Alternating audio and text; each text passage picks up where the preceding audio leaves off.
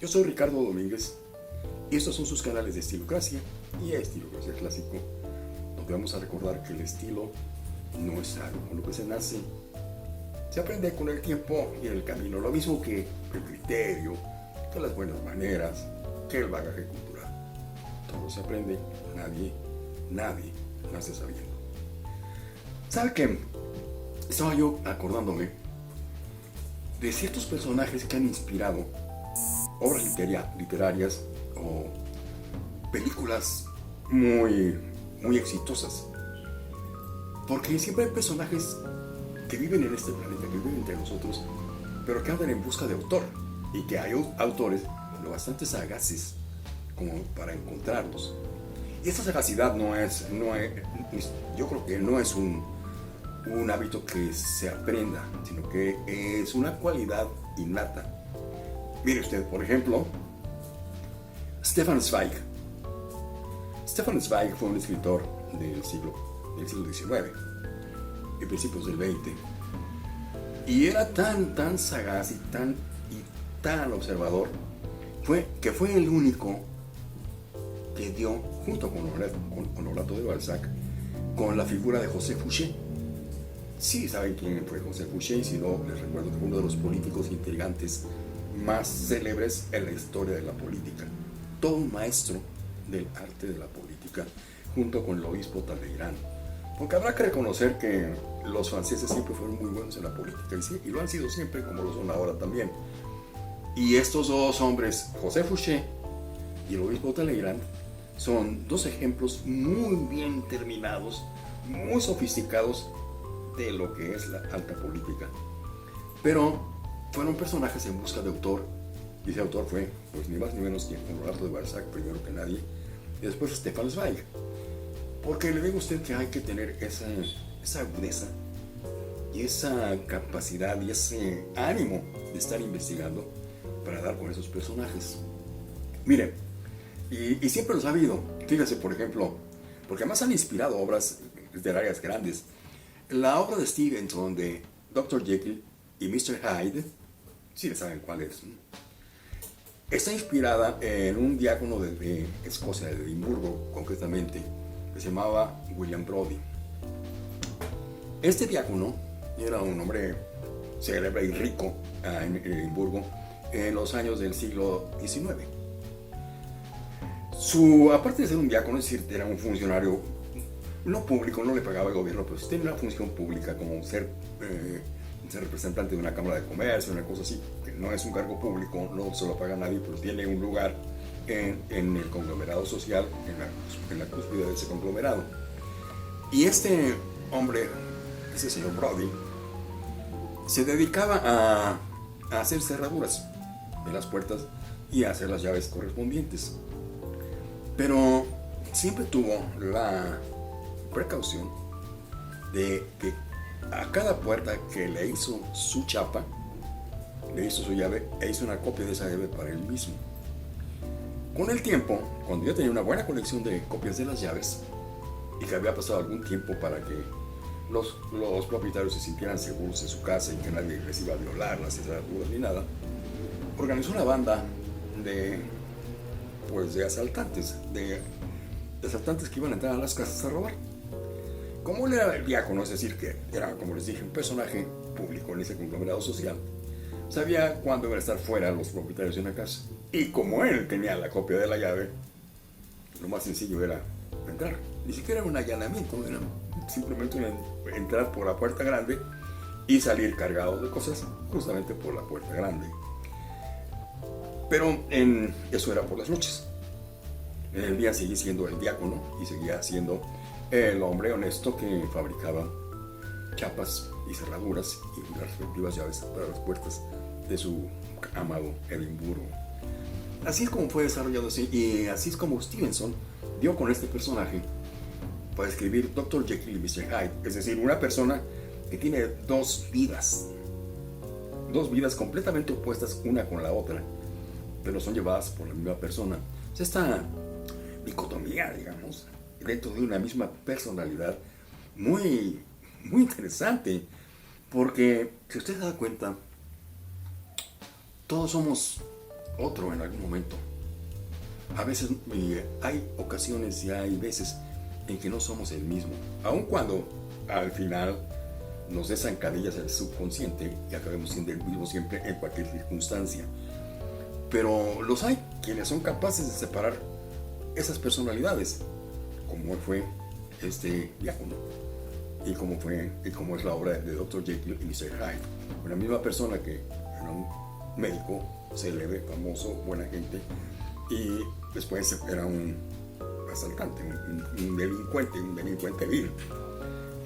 Así es como ocurren estas cosas. Estos son personajes que existieron en la vida real y que al final pues se inspiraron una buena obra literaria, famosa, célebre, que ha trascendido años tras años tras años y que sigue siendo una materia de estudio escolar y de estudio académico, para que vea usted cómo de alguna manera sí funcionan estas cosas.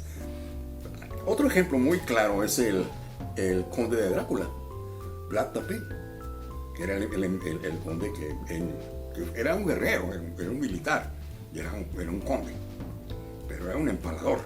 Vencía a los turcos empalados, lo sabe usted, con una piqueta larga, los empalaba, los enterraba y los dejaba que fueran moviendo poco a poco para que fueran víctimas de las ratas, de los perros y de los buitres.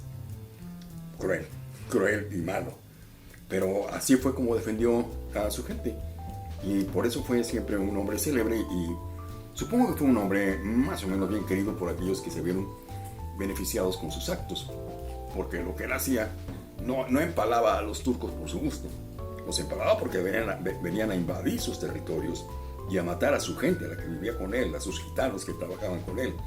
Por eso se ensañaba con ellos, porque los tenía que defender.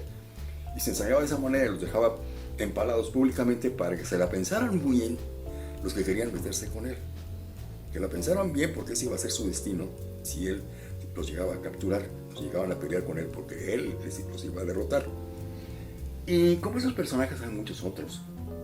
Yo le aseguro que usted ha pensado muchas veces en ser alguno de ellos, en haber sido la encarnación de alguno de ellos.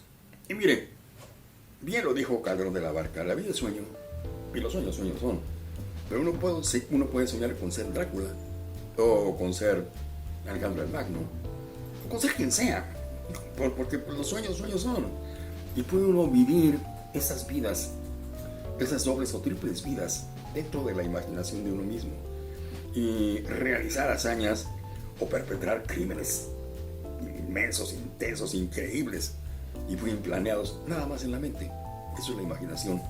Lo que ocurre es que algunos utilizan esa imaginación para crear obras literarias o fílmicas. De hecho, para trascender, no solamente fílmicas, incluso algunas obras pictóricas. Vea usted el Guernica, el cuadro de Picasso. Pues es una manifestación del horror que hubo en ese bombardeo que hicieron los nazis sobre esta ciudad de Guernica, en Cataluña. Y así es como van todas estas cosas muy interesantes, ¿saben? Es muy interesante ver cómo ocurre, cómo se adapta uno en la mente a esos personajes y acaba uno viviendo parte de las vidas de ellos o siguiendo lances similares a esos que ellos vivieron y que los hicieron tan célebres, porque pues es una satisfacción imaginaria, pero finalmente eso alimenta el ego, porque recuerde una cosa, la mente no distingue realidad de ficción. Todo lo que usted introyecte, la mente lo toma como cierto, no lo toma como ficción. Aunque sea ficción, aunque para usted conscientemente sea ficción, la mente no lo considera ficción, la mente lo considera un hecho. Y como tal lo archiva y lo guarda, y en algún momento lo va a usar en beneficio o en perjuicio de usted, si no sabe usted manejar ese tipo de ingredientes, elementos y cosas que ha guardado usted en su mente, en sus archivos conscientes, inconscientes y subconscientes. Ahí están y habrá que aprender a usarlos, porque entre otras cosas, pues por eso Freud inventó el psicoanálisis, pero no le recomiendo que se invente un psicoanálisis, no, la verdad no es esa mi intención al mencionar al psicoanálisis. Mi intención es decirle que está en su conciencia y en su subconsciente y en su inconsciente una serie de de hechos reales o imaginarios que usted ha introyectado. Y como les digo, la mente no distingue realidad de ficción. Para ella, para la mente, son ciertos y ahí los tiene usted guardados. Y en algún momento afloran y en algún momento influyen en sus determinaciones y en las decisiones de uno. Porque así es como funciona la mente, finalmente. Y ese funcionamiento habría que entenderlo. Y por eso habría que entender a todos estos personajes que existen y que han, de alguna manera, cultivado la imaginación de uno, o que la han estimulado para que uno quisiera vivir lo que vivieron esos personajes en su vida real o en su vida literaria, porque pues, realmente uno no cree que el Cid Campeador realmente haya existido, pero pues las hazañas del Cid Campeador son gigantescas y uno francamente piensa, bueno, a lo mejor yo podía haber sido como el Cid Campeador o en mis imaginaciones lo soy así, porque pues el Cid Campeador teóricamente era hasta más grande que Aníbal y que Alejandro el Magno. Bueno, ya sabe usted cómo es este asunto de cuando se quiere hacer un personaje literario, cómo sube hasta más arriba del cielo en las letras del autor. Pues todo esto se lo cuento porque debe haber una serie de personajes que unos quisiéramos, que quisiéramos nosotros haber sido, que quisiéramos haber sido como ellos o que anhelamos aún en ese momento ser como ellos, porque son atractivos, son interesantes, porque reúnen una serie de cualidades que quizás nosotros no tenemos y que nos gustaría tener. Y ahí es donde entra la imaginación y en la mente se proyectan estas imágenes y la mente, como les dije a ustedes y se lo he repetido ya en este video, la mente no distingue realidad de ficción y usted está estimulando y alimentando esa parte de su ser y de su personalidad.